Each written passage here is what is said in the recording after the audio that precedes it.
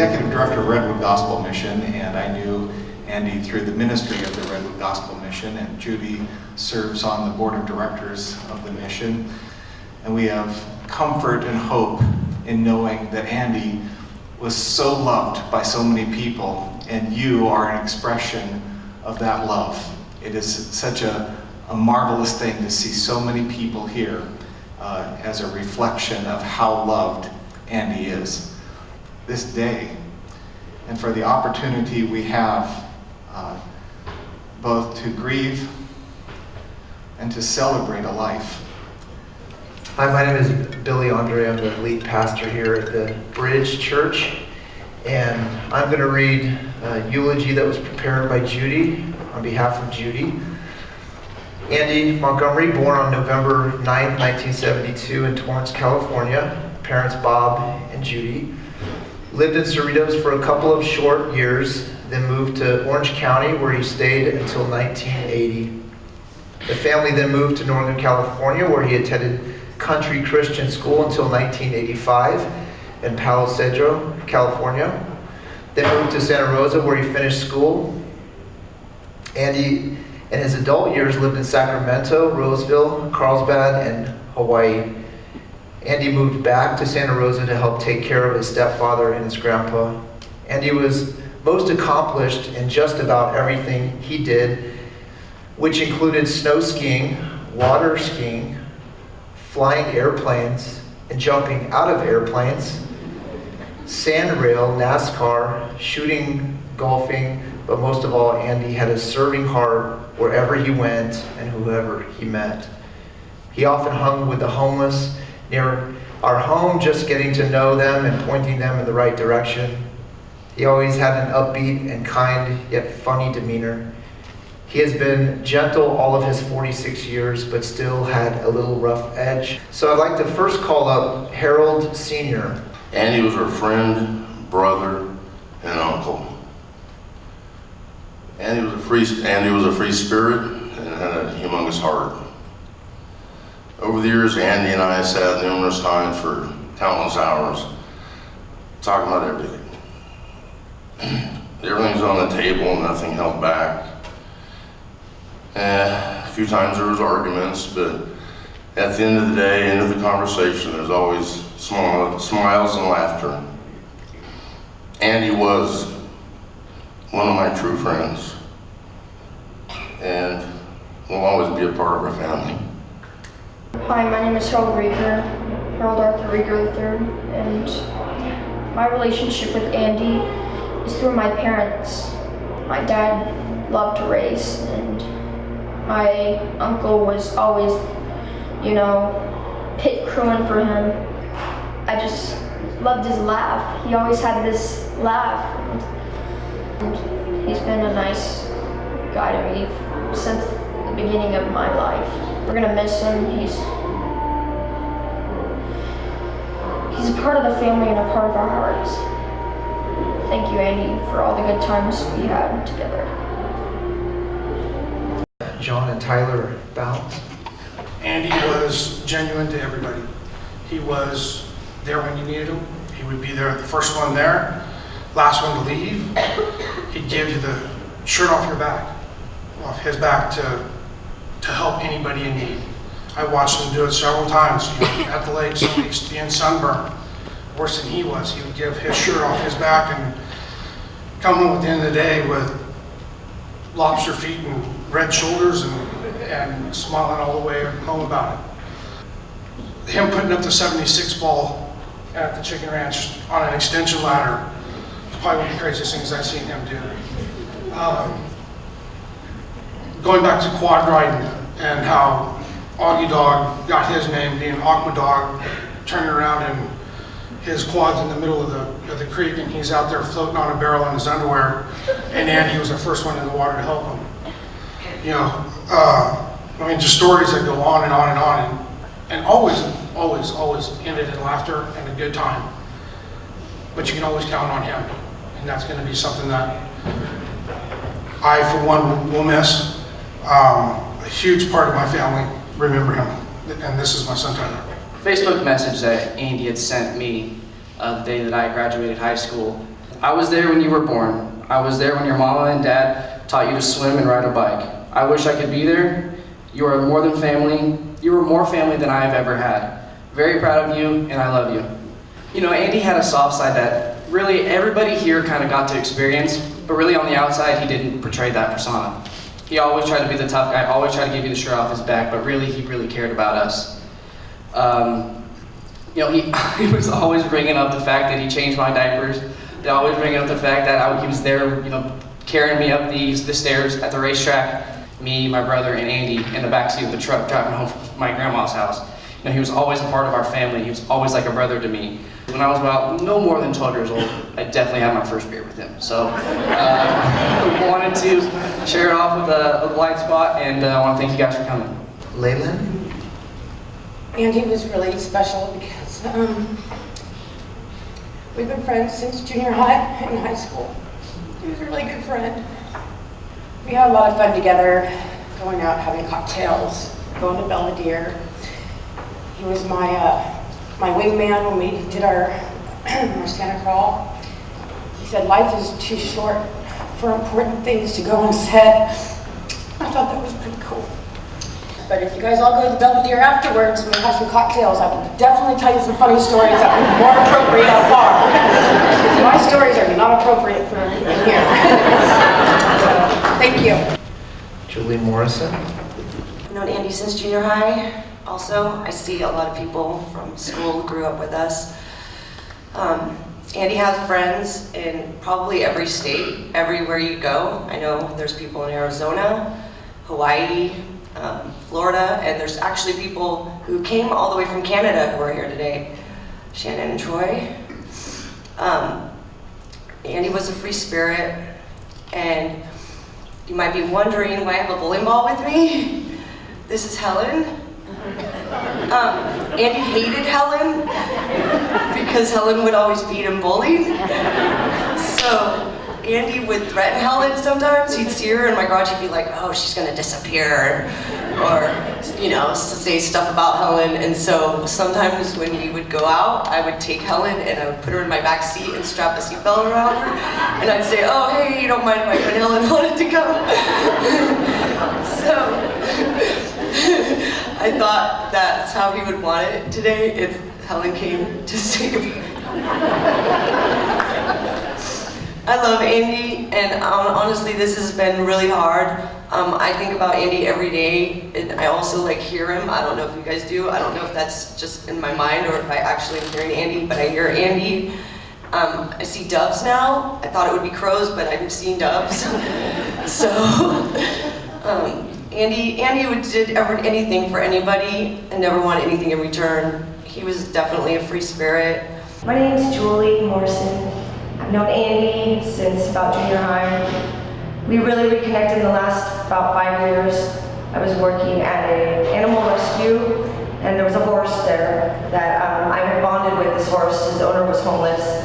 His name was Cajun. When I found Cajun, it was a really bad situation. He was starving, and all the animals, all the horses were abused, and there was an elderly lady there with dementia.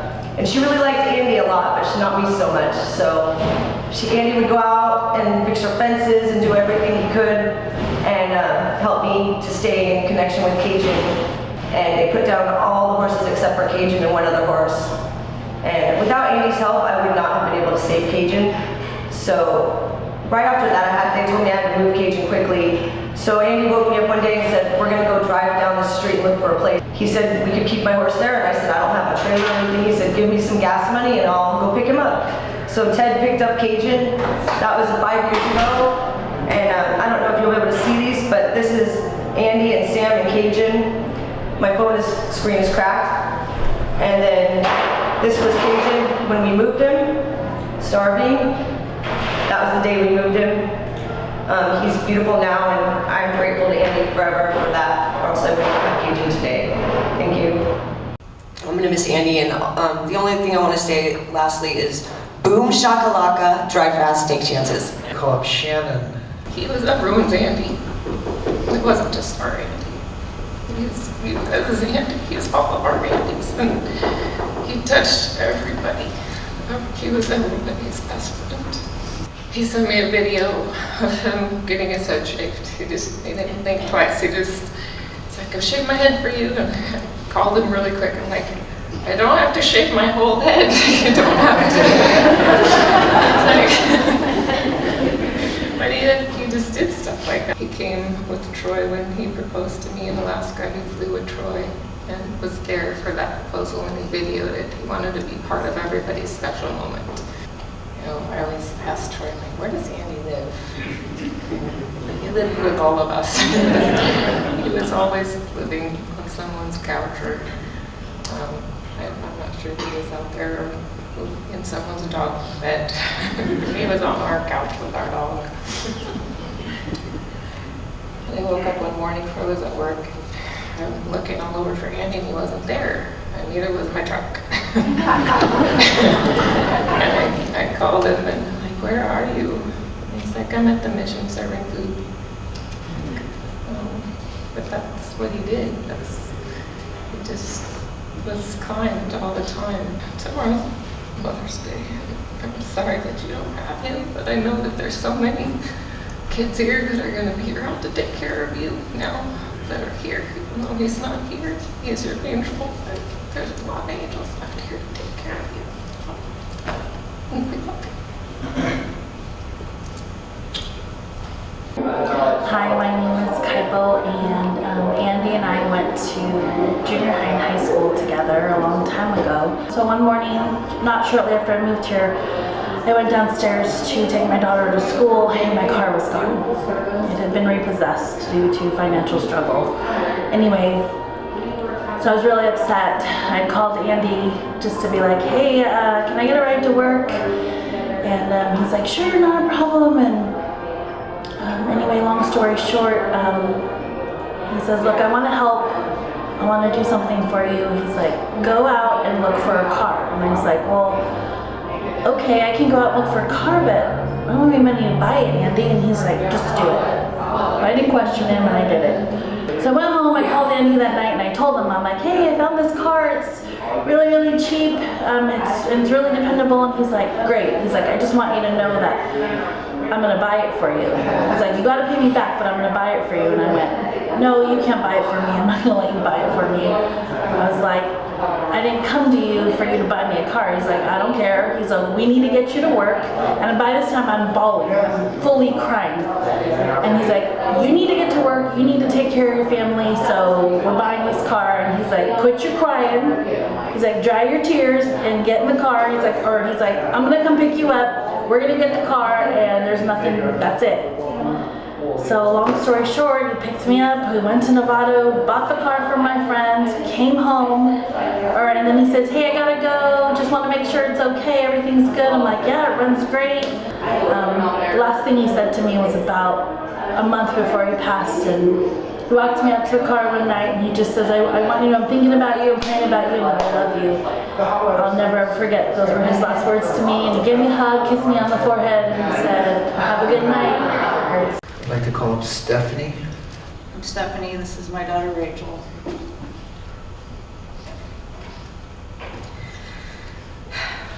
Andy has been a friend and a part of our family since the first day we all met him 10 years ago when he brought the Coors Light golf cart to our wedding. We have 1,000 Andy stories, but this one is our favorite. It's about a little girl named Lily.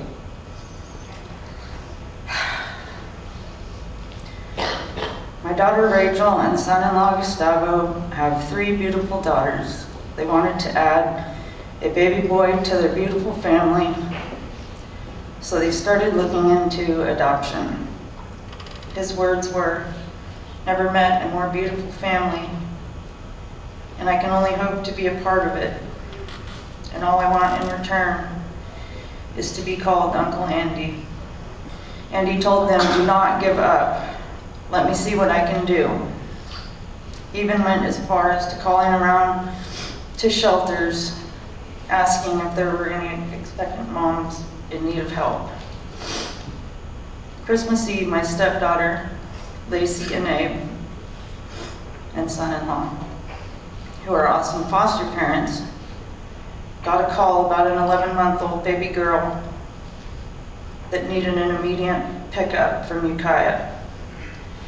They brought her to our house, and as soon as she came through the door, we all fell in love with her. Andy drove up to meet Lily for the first time. He sat on the floor, held and hugged her while she laid on his chest the whole time he was there. With tears in his eyes, he looked at Rachel and said, "I told you it would happen." When he was leaving, he put his hand on his chest and said, "Heart not broken, but open." When he got home, he called Rach and said it was one of the happiest days of his life, that his heart was so happy. So Uncle Andy, this is your niece. Her full name is Liliana Andy Carvajal. Thank you for everything, all the laughs, many great memories, and for being a part of our family. Heart not broken, but open. Rest in peace, Pond Dolphin. Is Joni here? Judy, Andy's mom has been one of my best friends for almost 20 years. This made Andy's and my relationship unique, if not complicated at times. Andy would show up at my door, or he'd call me and he'd tell me about something that he'd done or something that he wanted to do. And the next thing out of his mouth would be, "But sister, don't tell mom." And I'm a mom of 2 young men. They're now 22 and 25, and I'd be like, well, as a mom, I'd want to know.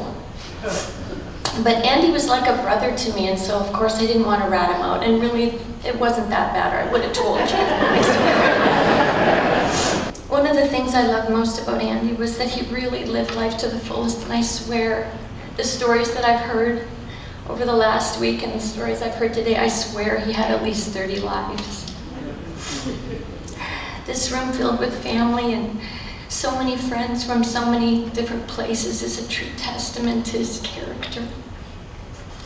He was a true friend, and I know most of you call Andy your best friend. Each of you should use whatever gifts you have received to serve others as faithful stewards of God's grace in its various forms. That was Andy, and that's how he lived his life. And I know we can honor him by doing the same.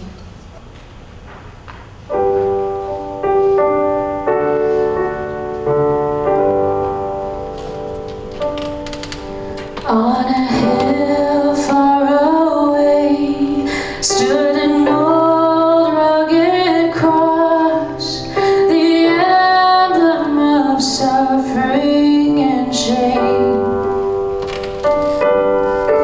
And I love that old cross where the dearest and best for a world of lost sinners was slain. So I will cling to the old rugged cross and exchange it someday for a crown.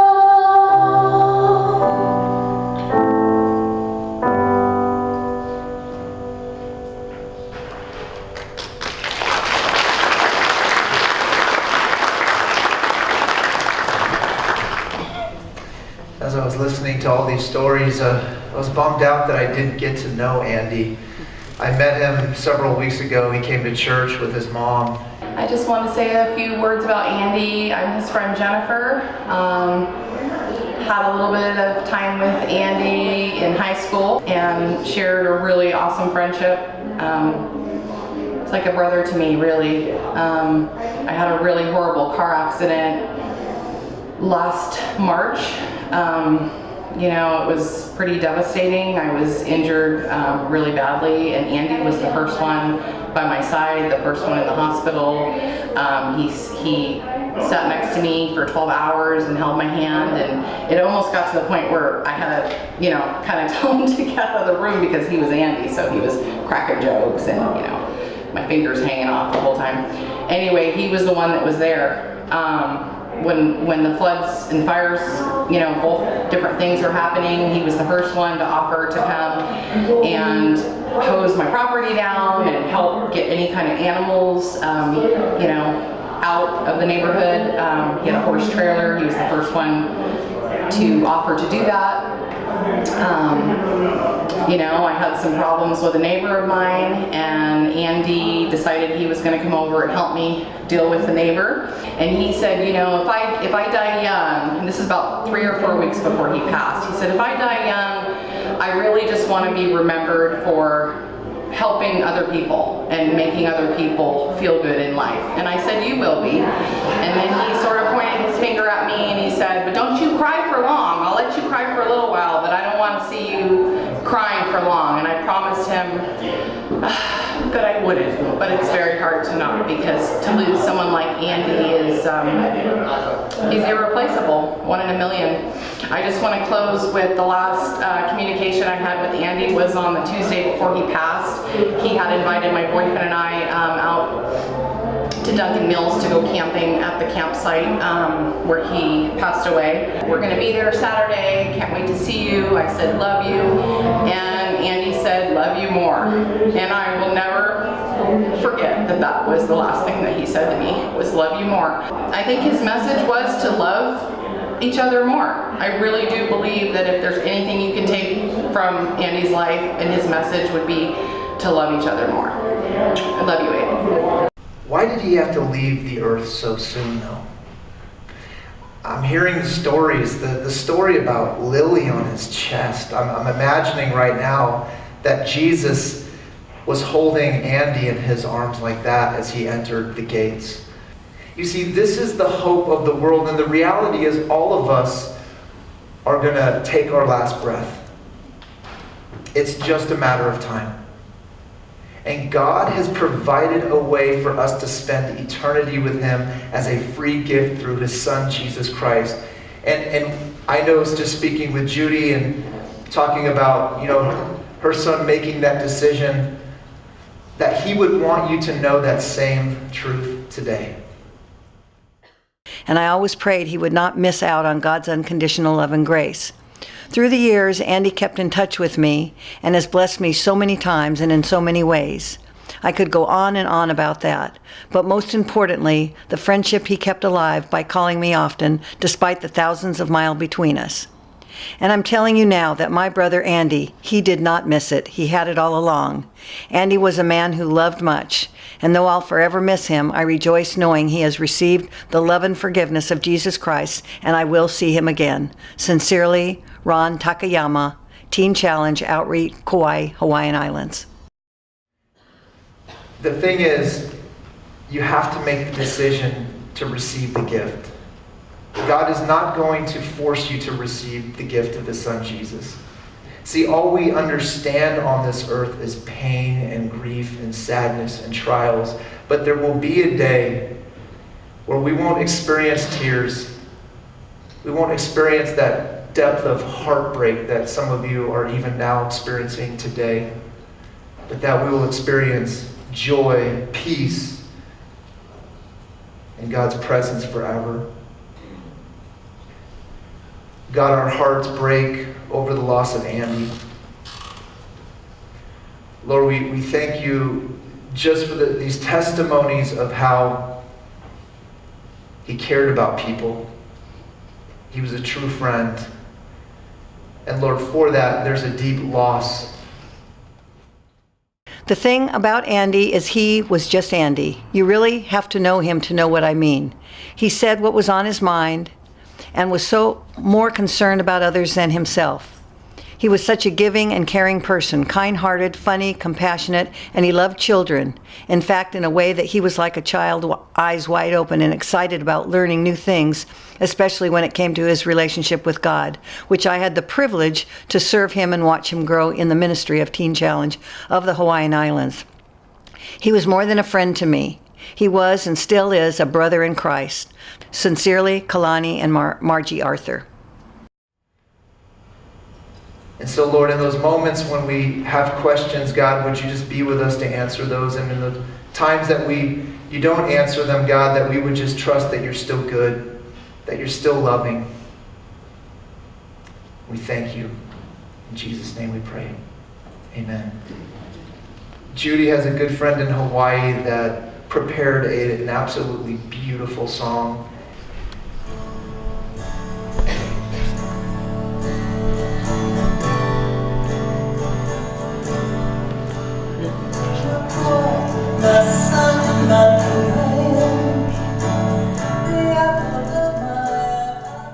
Thank you for being with us today and remembering the life of Andy. And I know on behalf of Judy, she wanted to thank the church for hosting this, and especially for the Redwood Gospel Mission for providing all of the food. And all the friends and family have come alongside and have traveled from out of state to come and support the family. And Bob, I'm so sorry for your loss. And Judy, I just am so sorry for your loss. You know, some of you, I know that Andy touched your life.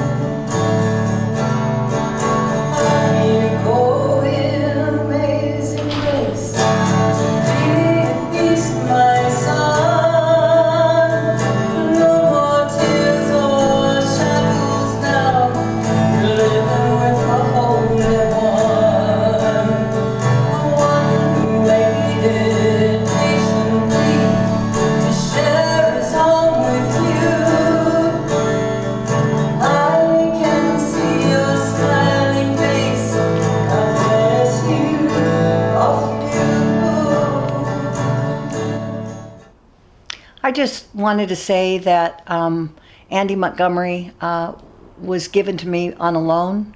God gave him to me, and I borrowed him for 46 years. And I want you to know that I prayed for 40 years that God would raise him up as a mighty man of God. And he clearly answered that prayer. And so now Andy is home with the Father, and he's watching over us. And I'm sure he's as thankful as I am that, you know, we have the Bridge Church who offered the facility to us and made all the arrangements with the AV guy, and the Redwood Gospel Mission that prepared all the food, which was lovely food. And, you know, for you friends that, you know, were on Judy Watch 24/7 for the first week or so, I'm grateful for your attendance. today and what you did for me, and all of Andy's friends that traveled so far, his close friends, his acquaintances, his neighbors.